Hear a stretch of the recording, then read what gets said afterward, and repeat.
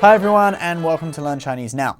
Following a suggestion by one of our viewers on the live broadcast 2 days ago, we are going to take a look at some of the vocabulary and history related to Chinese Buddhism.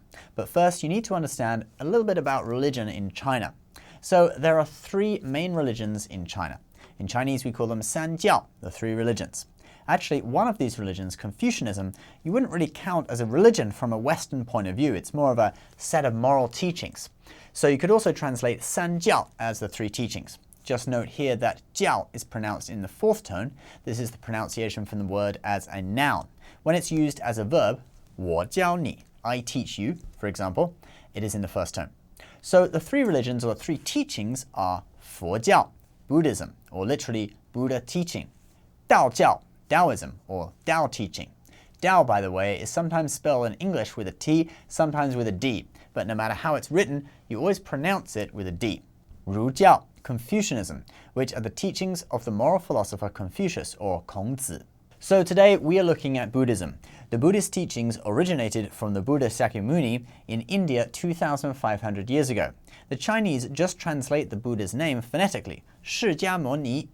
And the most common type of Buddhism that spread in China is called 大乘佛教, the Great Vehicle Buddhism. That refers to what was originally called Mahayana Buddhism in Sanskrit.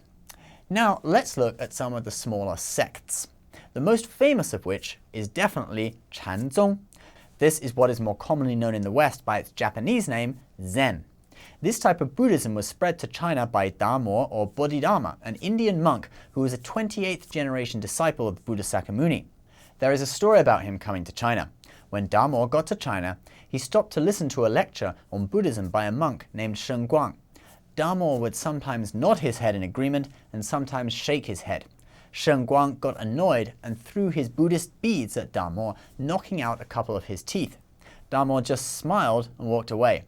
This made Shengguang realize that Dharma was a true living Buddhist master, since his heart was not moved at all. Shengguang followed Dharma and witnessed him float across the Yangtze River on a single reed stalk. Shengguang followed him all the way to the Shaolin Temple, Shaolin Si, where he eventually became Dharma's disciple, after guarding a cave where Dharma meditated for 9 years. It was hard to get the Buddhist scriptures in the past. And yes, the Shaolin Temple is the same one where Shaolin martial arts originated from. Other sects of Buddhism include Tiantai or the Tiantai sect, Huayan or the Huayan sect. This is what is sometimes called flower garland Buddhism.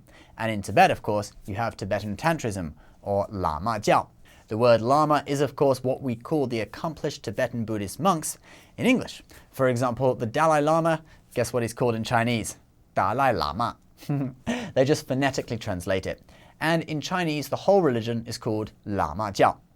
Okay guys, so that's a little introduction to Chinese Buddhism and the vocabulary associated with it. What do you guys think? Would you like to know more about it? Leave your comments below, and we'll see you next time. 再见.